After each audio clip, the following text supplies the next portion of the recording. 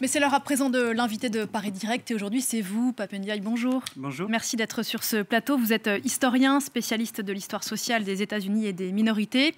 Vous avez pris au début du mois de mars vos fonctions de directeur général du Palais de la Porte Dorée ici à Paris et donc du Musée national de l'histoire de l'immigration, un musée fermé, ce qui est d'ailleurs peut-être propice à la réflexion. Alors d'abord, ce musée, ce palais, Pape Ndiaye, c'est un lieu qui a toujours été très politique, ou en tout cas à la charge symbolique très forte. C'est un bâtiment assez exceptionnel qui est situé dans l'est de Paris. On va le voir en image. Il a été construit pour l'exposition universelle de 1931 et qui avait pour objet à l'époque de convaincre les Français qui ne l'étaient pas déjà des bien-fondés de la colonisation. Un lieu précisément parfait, dites-vous, pour parler migration, colonisation. Pourquoi ? C'est un lieu, en effet, qui a 90 ans presque jour pour jour, qui a été construit à l'occasion de l'exposition coloniale. Donc c'est un monument colonial qui raconte, au fond, la manière dont, en 1931, l'État voulait présenter la colonisation aux Françaises et aux Français. Donc c'est un lieu que l'on peut mettre en valeur d'un point de vue historique pour parler des questions de colonisation. Il n'y en a pas tant que cela. Vous avez entendu parler d'un rapport parlementaire à propos d'un musée éventuel de la colonisation. Au fond, il est déjà là. Ce musée dans le palais de la Porte Dorée. Et puis il y a bien sûr l'autre question qui est celle de l'histoire de l'immigration qui est en train d'être profondément renouvelée dans notre parcours permanent. On essaye de présenter une histoire plus mondiale des migrations depuis la fin du XVIIe siècle. Ce sont des questions essentielles pour la société française qui traversent les débats politiques depuis longtemps et que l'on veut présenter à notre manière, c'est-à-dire de manière scientifique, posée. Et vous avez justement résumé ce que vous voulez insuffler dans cette formule, refroidir l'actualité brûlante, c'est-à-dire embrasser des sujets éminemment glissants, délicats, qui traitent de l'identité, qui traitent du vivre ensemble d'une certaine façon, dans une logique pacifiée, dites-vous. Est-ce que ce n'est pas une gageure tant ces sujets suscite des crispations? C'est difficile, mais c'est possible. Il n'y a pas tant de lieux que cela en France qui permettent justement cet espace qui est un espace d'exposition, là où les historiens peuvent montrer leur travail, les archives, tout ce qui permet de prendre du recul par rapport à l'actualité immédiate. Lorsqu'on parle d'immigration au XVIIIe siècle, au XIXe, on se distance évidemment des polémiques de l'actualité. Donc ça, c'est d'abord la vertu, au fond, d'un musée d'histoire, que d'offrir ce décalage par rapport à ce qui pourrait nous plonger immédiatement dans l'actualité. Mais c'est aussi un lieu, le Palais de la Porte Dorée, où des débats peuvent se tenir, y compris sur des sujets du jour. Mais ce sont des débats que l'on peut formuler à notre manière, avec un peu de recul, avec un peu plus de temps pour exposer les choses. Et là encore, j'ai le sentiment que notre société a besoin de ces lieux-là pour se poser, pour réfléchir, non pas pour tourner le dos à l'actualité, mais pour l'envisager d'une autre manière. Votre ambition, c'est de faire de l'immigration ou d'émigration un élément central de l'histoire nationale. Si elle n'avait pas cette place centrale aujourd'hui, comment est-ce que vous qualifieriez la place qu'elles avaient jusqu'ici ? Par contraste avec des pays comme les États-Unis, justement, où l'histoire de l'immigration est valorisée comme un élément central de la manière dont les Américains se sont construits comme nation, en France, l'immigration, c'est un peu une note de bas de page.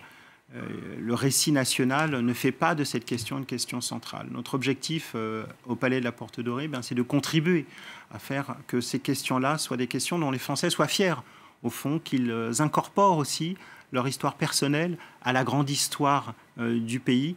Et c'est ce lien entre l'histoire personnelle et la grande histoire qui souvent manque. Et donc notre musée, il a cette ambition-là. On ne va pas changer la face du pays, bien entendu, mais on espère quand même y contribuer. Et ça implique faire entrer dans cette histoire d'émigration, celle de la traite transatlantique, celle de la colonisation. Voilà, puisque au XVIIIe siècle, par exemple, le grand siècle des traites transatlantiques, on parle de migration sauvage, de migration violente, bien entendu, avec les esclaves. Mais c'est une forme de migration, c'est aussi une manière de considérer la France, pas simplement comme un hexagone avec des migrants venus d'Europe qui convergeraient vers elle, mais une France mondiale, au fond, avec des déplacements humains depuis l'Afrique vers la Caraïbe, par exemple, ou bien des déplacements de la France vers d'autres régions du monde. C'est le cas des protestants, par exemple, qui quittent la France en masse avec la révocation de l'édit de Nantes.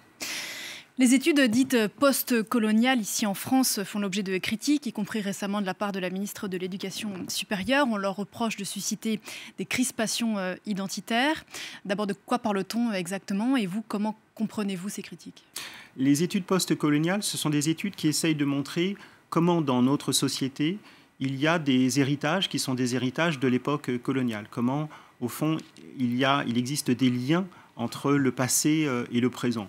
Quoi de plus normal, quoi de plus scientifique que de travailler sur ces questions? Alors elles ont des dimensions politiques, puisqu'on s'intéresse à des formes d'inégalité dans notre société qui sont des questions politiques.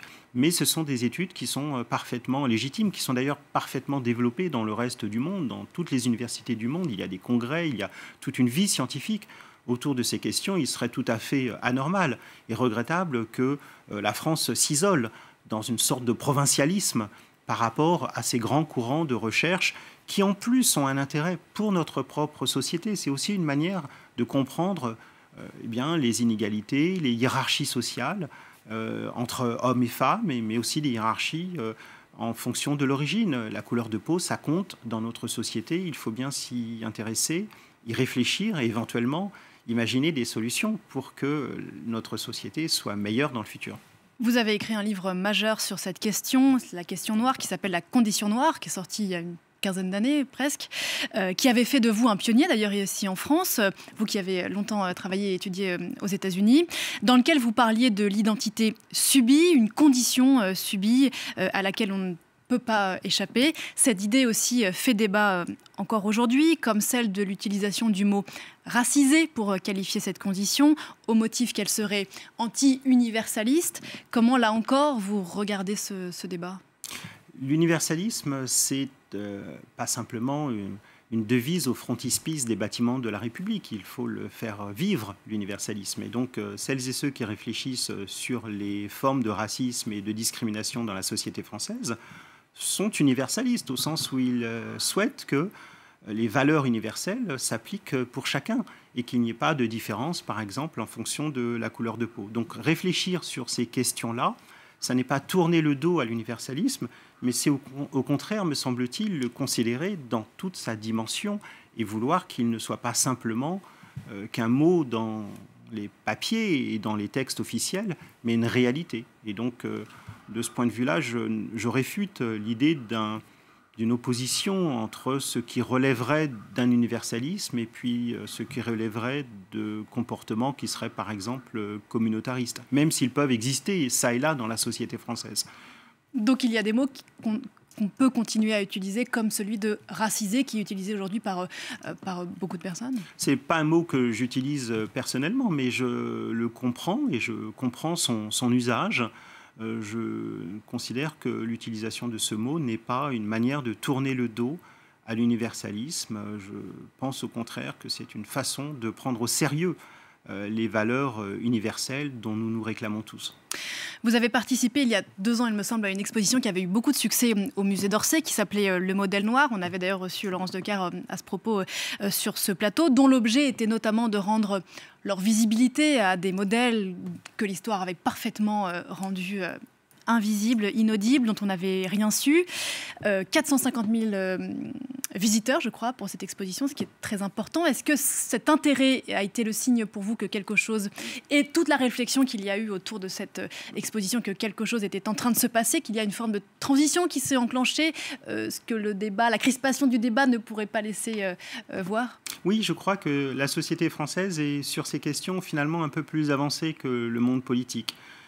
Et on l'a vu à l'occasion de l'exposition Le Modèle Noir. En effet, les habitués du musée d'Orsay sont venus voir cette exposition, ils l'ont appréciée. Et puis on a vu aussi tout un nouveau public qui n'avait pas l'habitude de fréquenter un musée aussi central et institutionnel qu'Orsay. Et donc on voit que ce genre d'exposition rassemble tout le monde. Finalement, les habitués et puis les nouveaux venus des musées. Une exposition qui a été extrêmement bien accueillie de manière générale, qui n'a pas suscité de polémique particulière. Et donc il y a quelque chose qui se passe et je crois que ces questions de diversité en général se font leur chemin dans la société française depuis une vingtaine d'années, même si à l'occasion de telle ou telle déclaration, des polémiques peuvent naître. Mais la société française change. Et de mon point de vue, c'est tout à fait bénéfique parce que c'est une manière aussi de reconnaître que la société elle est de différentes couleurs, de différentes cultures et que cela n'affaiblit pas la nation, bien au contraire, que cela la renforce. Un mot enfin pour revenir au bâtiment dont il est question. Il y a à l'intérieur du bâtiment des fresques qui sont autant d'odes au colonialisme, qui s'inscrivent dans un débat sur le déboulonnage des statues, mais plus largement de la représentation d'une forme d'histoire dans l'espace public. Pour revenir à ce que vous disiez sur la façon de pacifier le débat, ces fresques, vous voulez non seulement les conserver, mais vous appuyez sur elles pour en dire quelque chose, dire ce qu'elles disent de l'histoire. Exactement, ces fresques et ces bas-reliefs, ce sont des outils, ce sont des choses sur lesquelles on peut s'appuyer pour parler d'histoire de la colonisation. Il faut donc les préserver, il faut les embellir, mais il faut aussi expliquer ce dont il est question. On ne peut pas simplement les présenter comme s'il s'agissait de chefs-d'œuvre art déco comme d'autres. Il faut parler du message de propagande qu'elle voulait transmettre il y a 90 ans. C'est donc un outil pédagogique formidable. C'est le plus grand monument colonial de France. On peut s'appuyer dessus pour raconter une histoire, pour montrer que la France a été un empire, qu'elle a colonisé, et que cette histoire-là, elle doit être racontée parce que notre société, elle est faite aussi de celles et ceux, de tous ces fils entremêlés par lesquels la France a été un empire. Elle ne l'est plus, bien sûr, mais elle a cela en héritage. Et c'est cela que nous voulons montrer par le biais du Palais de la Porte Dorée. Merci beaucoup. Des fresques et un palais à redécouvrir ou à découvrir d'ici quelques semaines, quelques mois. On vous le souhaite en tout cas. Merci beaucoup, Pape Magne Ndiaye, d'être venu ce matin sur le plateau de Paris Direct. À très bientôt.